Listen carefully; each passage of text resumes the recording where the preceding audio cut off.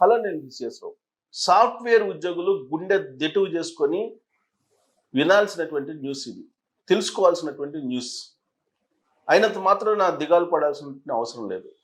ప్రస్తుతానికైతే టెక్ దిగ్గజాలుగా ఉన్నటువంటి meta, Google, Microsoft అధిపతులు చెప్తున్న దాని ప్రకారం అయితే నిజంగా గుండె జారిపోతుంది.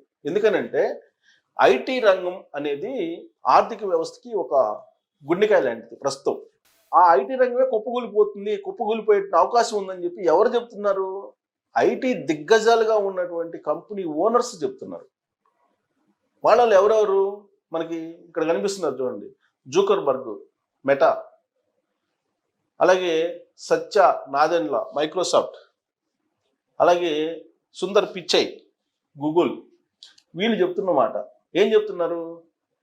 కేవలం 12 నుంచి 18 నెలల్లో ఆర్టిఫిషియల్ ఇంటెలిజెన్స్ ద్వారా మొత్తం బగ్స్ని ఐడెంటిఫై చేయడంతో పాటు కోడింగ్ మొత్తాన్ని చేసేలాగా ఆర్టిఫిషియల్ ఇంటెలిజెన్స్ రాబోతుంది కేవలం 10 నుంచి 18 నెలల్లో అని చెప్పి జూకర్బర్గ్ చెప్తున్నారు.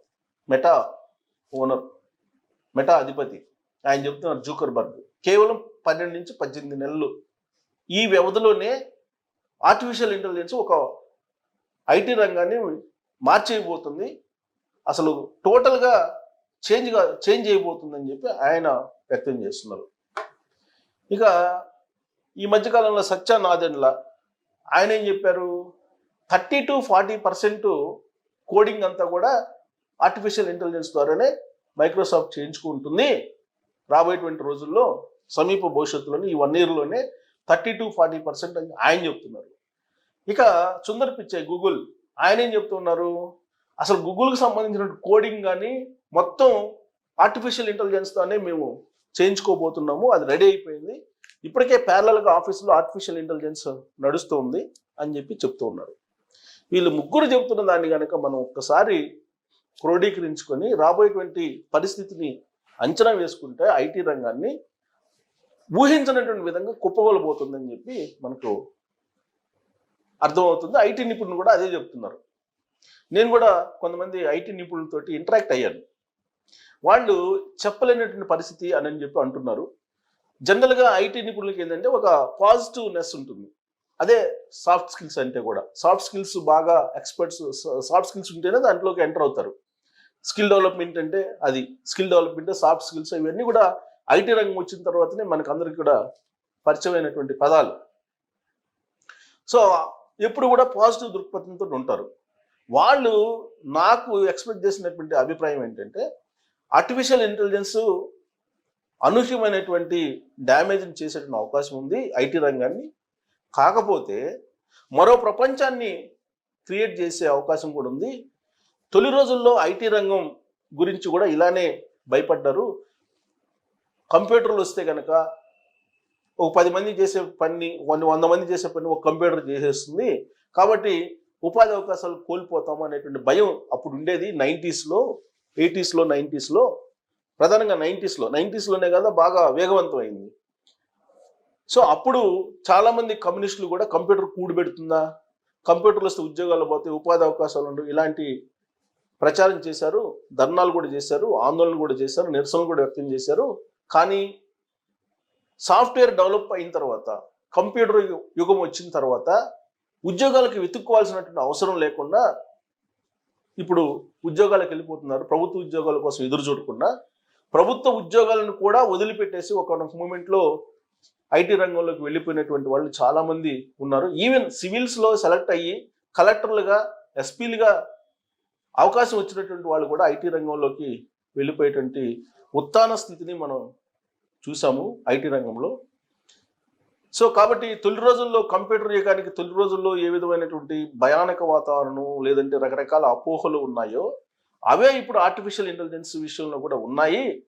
కానీ మరో ప్రపంచాన్ని సృష్టించబోతుంది ఆర్టిఫిషియల్ ఇంటెలిజెన్స్. దాంట్లో ఇప్పుడున్నటువంటి ఐటీ నిపుణులు అవకాశాలని అందిపుచ్చుకుంటారు అనేటువంటి ఒక పాజిటివ్ దృక్పథాన్ని వాళ్ళు నాకు ఎక్స్ప్రెస్ చేశారు.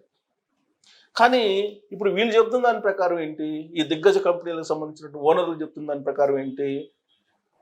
రాబోయేటువంటి 12 నుంచి 18 నెలల్లో కంప్లీట్గా ఆర్టిఫిషియల్ ఇంటెలిజెన్సే కోడింగ్ మొత్తాన్ని చేసుకుంటుంది, అలాగే బగ్స్ని కనుగొంటుంది.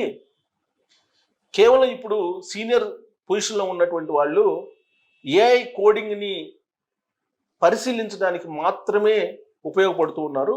రాబోయేటువంటి రోజుల్లో ఆ పరిశీలనలు చేయడానికి ఎంప్లాయీస్ అంతమంది అవసరం లేదు, కాబట్టి భారీగా ఒక 90% ఎంప్లాయీస్ని తీసేసే అవకాశం ఉంది అనేటువంటి యాంగిల్లో జోకర్బర్గ్ చెప్తున్నారు. ఇక 30 to 40 లేదంటే 40 to 50% ఆర్టిఫిషియల్ ఇంటెలిజెన్స్ తోటి అన్ని చేయించుకుంటానని చెప్పేసి మైక్రోసాఫ్ట్కి సంబంధించినటువంటి అధినేత సత్యనారాయణలా చెప్తున్నారు. అంటే 30 to 40% ఉద్యోగాలు పోతాయి ఐటీ రంగంలో అనేది. ఇక గూగుల్ వాళ్ళు అయితే ఏకంగా అసలు గూగుల్ మొత్తాన్ని సెర్చింగ్ ఎవ్రీథింగ్ మొత్తం ఆర్టిఫిషియల్ ఇంటెలిజెన్స్ తోటి కోడింగ్ కానీ ఎవ్రీథింగ్ చేయించుకుంటామని ఆయన అంటున్నారు. సో వీళ్ళు చెప్తున్న దాని ప్రకారం ఏంటంటే ఇప్పుడు ఉన్నటువంటి ఐటీ రంగంలో ఉన్నటువంటి ఉద్యోగులు మినిమంలో మినిమం ఒక 50% నిరుద్యోగులు అయ్యేటువంటి అవకాశం ఉంది. 50% పీపుల్ నిరుద్యోగులు అయ్యేటువంటి అవకాశం ఉంది. అది కూడా సీనియర్ పొజిషన్లో ఉండేటువంటి వాళ్ళే నిరుద్యోగులు అయ్యేటువంటి అవకాశం ఉందని చెప్పి వాళ్ళు ఇచ్చినటువంటి స్టేట్మెంట్లో ఉన్నటువంటి పరోక్షమైనటువంటి అభిప్రాయం. అసలు మీకు ఎలన్ మాస్క్ చెప్తున్న దాని ప్రకారం అయితే రాబోయేటువంటి రోజులు అసలు మీరు పనే చేయాల్సిన అవసరం లేదు అంటున్నాడు ఎలన్ మాస్క్, ఎక్స్ అంటే ట్విట్టర్ ఓనరు. ఆయనైతే ఏకంగా అసలు మీరు రాబోయే రోజుల్లో పనే చేయాల్సిన అవసరం లేదు, మొత్తం ఆర్టిఫిషియల్ ఇంటెలిజెన్స్ వచ్చిన తర్వాత మార్చేస్తుందని చెప్పి చెప్తున్నారు.